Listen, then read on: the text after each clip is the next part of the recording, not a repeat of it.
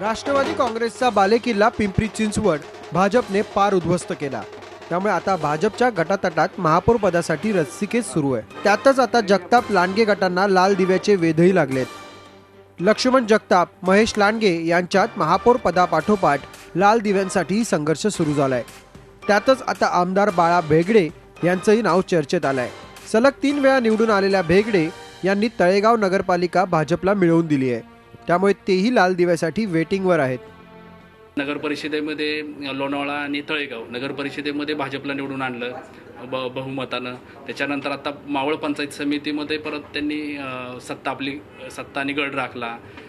गटामध्ये सुद्धा त्यांचे बरोबरीनं निवडून आलेले आहेत। म्हणजे ह्या दोघांपेक्षा बाळा भेगडे या मंत्रिपदासाठी किंवा विस्तारामध्ये जर झाला तर त्याच्यामध्ये ते डिझर्व आहेत असं वाटतं।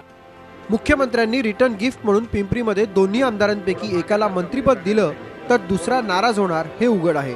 त्यामुळे ती रिस्क मुख्यमंत्री घेणार का हा प्रश्नच आहे।